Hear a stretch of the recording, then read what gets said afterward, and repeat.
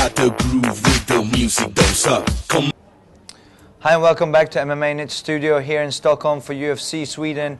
We got Tyrone Spong from Holland, but via the United States. Thank you for coming into the studio. How are you? I'm great. Thank you guys for having me. How's Stockholm treating you so far?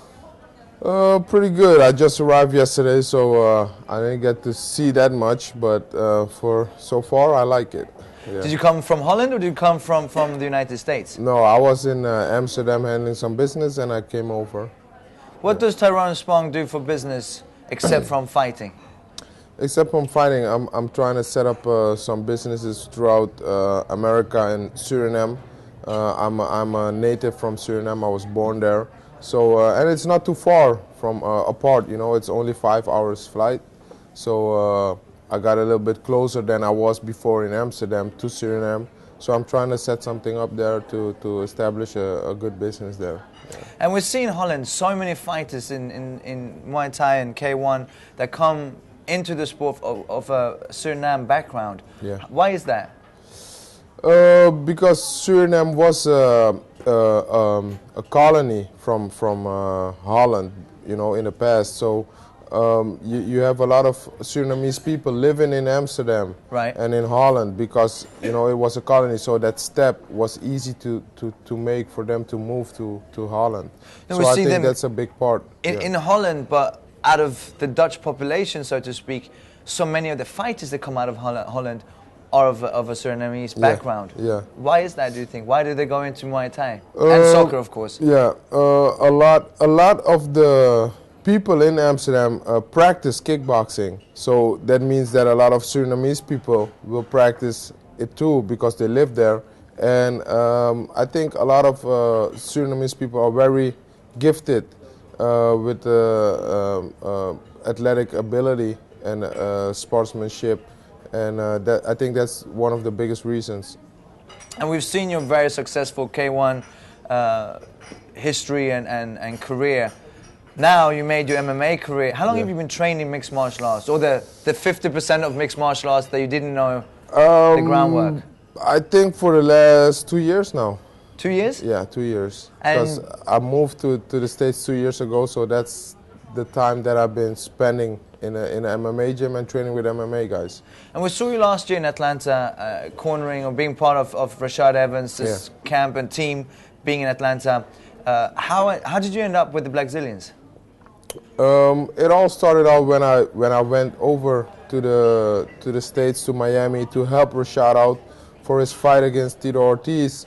I helped him with his striking and to set up a little game plan for that fight. And at that moment, the K1 was not going too good. They had some financial problems. And I lost a little bit the lack of motivation to train and to still compete and fight in K1 because, there was they didn't really had a bright future. So I was training with Rashad and all those guys, and that's how my interest started out for MMA because all the coaches and my training partners saw my athletic ability and that I had potential, and I picked it up real fast. And that's how it all started out.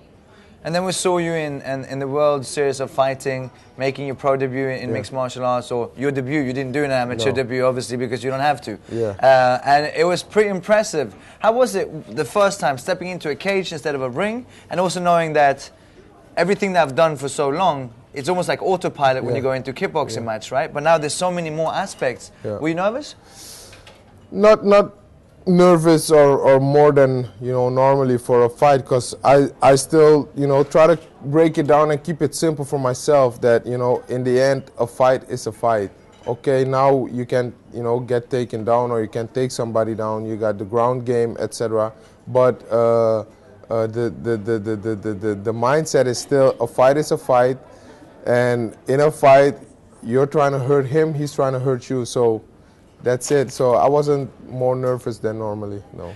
And in a way, the good part is, of the two sides of the game, standing up or being on the ground, you've done the part that hurts the most, usually, which is standing up. Yeah. The ground, the grappling, how comfortable are you in your ground game? Were you comfortable going into the fight that if I get taken down, I'll survive and I can get back to my feet? Yeah, yeah. I was pretty confident about that. That I would, do well.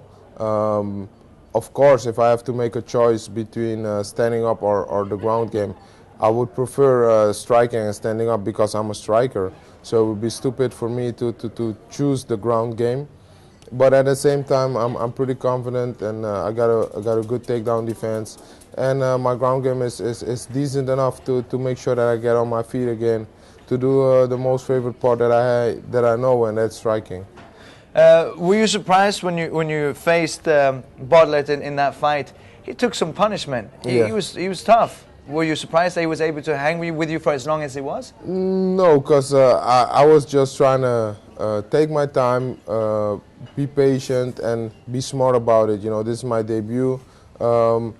He had a 9-2 record, so that means that he's a decent MMA fighter, and he's by far more experienced than I was at that time. So I was just taking my time, being careful, make sure that I get a W, because that's in the end. People only see, if you win or you lose. It doesn't matter who or what. You got to make sure that you win. So I wanted to win by any means. And we saw you do something that we've seen Mark Hunt do in the UFC as well. Is when he hits, when he hits, you almost like kickboxing where you have the count of them standing up. Yeah. You walked away. Is that something? It's just autopilot, and when someone goes down, you walk away. It's a little bit of autopilot, and at the same time, I knew when I connected that it was over. I felt it. It's something that you feel. So it's a little bit of confidence that you have. Like I hit him, I know it's over. But at the same time, it's something that's in your system, and it's an autopilot.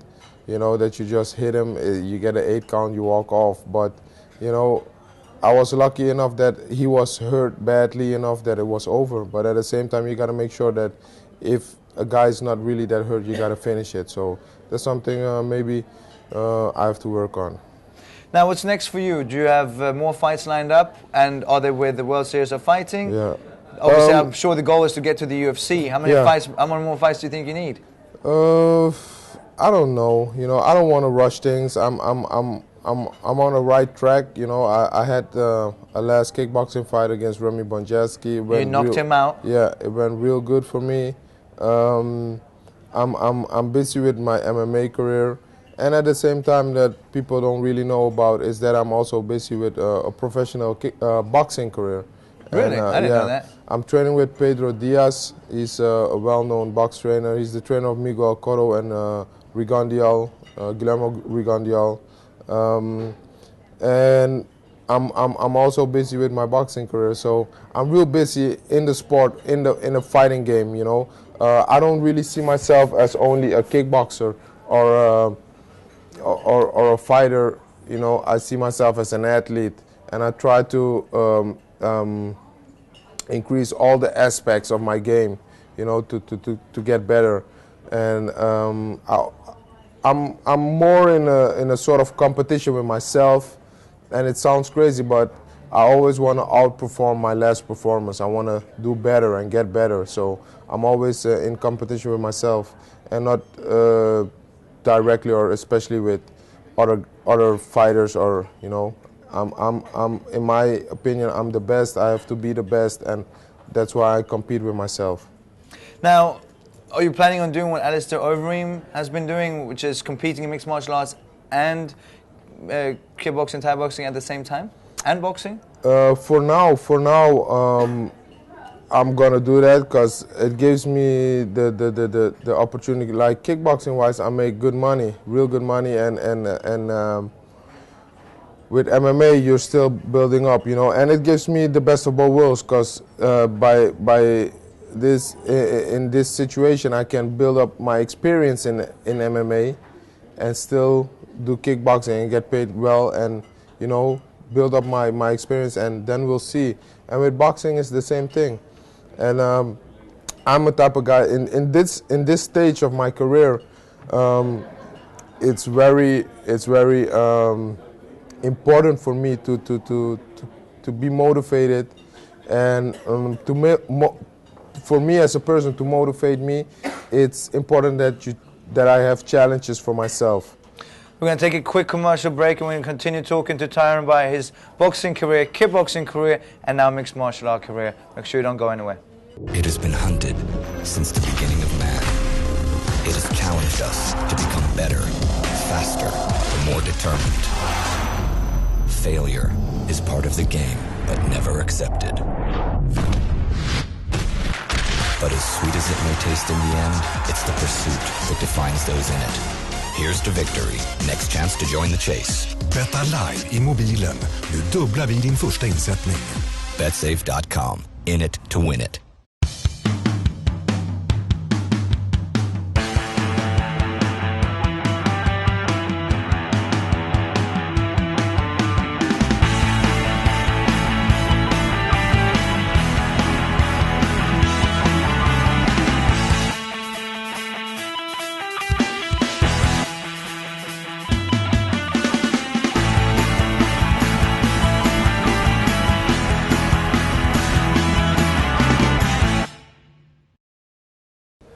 Welcome back to the studio here in Stockholm, and Tyrone, an interesting career, and it's still ongoing obviously. Yeah. It's almost just getting started again, so to speak. Talk to us a little bit more about your fight with Bonjavski, how, you know, the reigning K1 champion, and not reigning, but he's been the champion, and you didn't just beat him, you didn't just stop him, you knocked him out. Yeah. How was it? It's impressive. Was an impressive win, especially Remy. Remy has never been knocked out before in his career, and this was the first time, and it was a good knockout for me. Not so good for him, of course, and I'm very proud, you know, that I could do so, because now I beat two K1 legends in a row. The first one was Peter Arts, who won the K1 3 times, and now I beat Remy, who won the K1 3 times. So I'm very satisfied about that. Yeah. Did you believe going into the fight that you could not just stop him but knock him out? Yeah, I knew it. I think my style didn't match up really too good for him, and I knew what to expect from him, and I think he thought that he knew what to expect from me, but he wasn't completely prepared for everything. Yeah. You seem very level-headed, and as you mentioned, you're now making a career in boxing as well. Yeah. What do you think you can bring into professional boxing, and when are you planning to make your official boxing debut? You know, people always think, oh, this guy, he thinks he's, you know, he's cocky or whatever, or to make a decision like that. But, you know, to be honest, the heavyweight boxing scene is not really that entertaining on this current moment. So for me, what I think that I can add to the boxing division, heavyweight division, is for sure excitement. You know, excitement. And I think I can do very well, because I train with highly ranked heavyweight boxers and as a sparring partner. And of course, the gym isn't the same thing as, you know, the actual fight. But I believe in myself. I have the skill set and the mindset to do so. And I'm just looking forward to make my boxing debut and just do my thing. Now, obviously be a long way down the road, but do you think you could match up with the Klitschko brothers? I don't think so. I believe so. I know for sure. You know, I'm just an athlete who believes in himself a lot, and I don't really care about what other people think or say. I just do my thing, and I work really hard for it. You know. Right. So as long as I put in the hard work, and I'm focused, I can do anything. I'm just that athlete, and I just believe in myself, and I really think that I can match up well against the Klitschkos, and that it's not right now, but you know, it's something you work through. You know, I'm not saying that I want to fight with them tomorrow, but if I prepare for them, I think I can do something excitement in the boxing scene. I'd love to see that. Yeah. Now, you're here in Stockholm to to support your teammates that are Yeah. fighting. Yeah. You got 3 teammates fighting, and that's Michael Johnson, who's fighting against a Swedish fighter, Reza Madadi. Yeah. Any predictions on that fight? Oh, I'm not really a guy who loves to predict. You know, I'm no magician. I don't have a glass, you know, crystal ball. So, but I think it's gonna be a real exciting fight, explosive. Both two young, hungry fighters. And of course, I have to go with my teammate Michael Johnson because I saw him training. He trained his ass off, and I think he's prepared all around, you know, for the fight. And it's going to be an exciting fight. Now, Matt Matrione is someone that you train more with Yeah. because he's closer to your weight. Yeah. He moved out there. How long has Matt been with you guys? For sure, for the last year now. Yeah? Yeah. Yeah. And you've seen improvements? Yeah, a lot, especially in his striking game, and he got a lot better. He's also very athletic. How do you think he will match up with De Vries? I don't know that much about De Vries, but I know one thing with Matt, he's a big guy. He's real fast, awkward style, explosive, strong, and so one mistake and the fight's over. You know, so but they're both big guys, and in the heavyweight with the small gloves, all you need is one punch and one mistake, and the fight is either yours or you lost. And Ryan Lefleur as well, who's part of your team, but I know you haven't trained as much with him. No. Have you been are you going to be in his corner at all? Or? No, not in his corner. I'm a guest at a UFC event, and of course I'm gonna be backstage and supporting my teammates, but I'm just gonna enjoy the fights and just relax. Now, you said you have goals set for yourself. You have boxing, you have kickboxing. Yeah. How many fights do you think until we can expect Tyrone Spong in the UFC? Maybe a year. A year? Maybe a year, something like that. I can't really say. You know, it depends on the UFC too. If they come with a good offer, why not? You know. And you realize if you do choose to go with the UFC and it is a good contract, you would have to put your boxing career and your kickboxing career On at hold. least on a hold for a while. That's why it has to be a good offer, because I won't just put that on a hold. You know, I won't do it for nothing, and it has to be real interesting for me. Do you have any more MMA fights lined up as of now? Yeah, I probably have one June or July for WSOF, and just looking forward. And Ray Sefo, who's a big K1 fighter, one of the legends in the sport, is one of the men behind WSOF as well. How's your relationship with him? Oh, real good, real good. Ray is a gentleman. He understands the fighters too, because he was a fighter himself, and a real good fighter, a tough fighter. I had the pleasure to fight him as well, and now he's, you know, the promoter, and he's the man in charge. And I only have great and good experience with Ray, really. And Alistair Overeem is another K1 fighter who shares your training at Black Zillions as well. You were with him in Vegas for his loss against Bigfoot Silva. Yeah.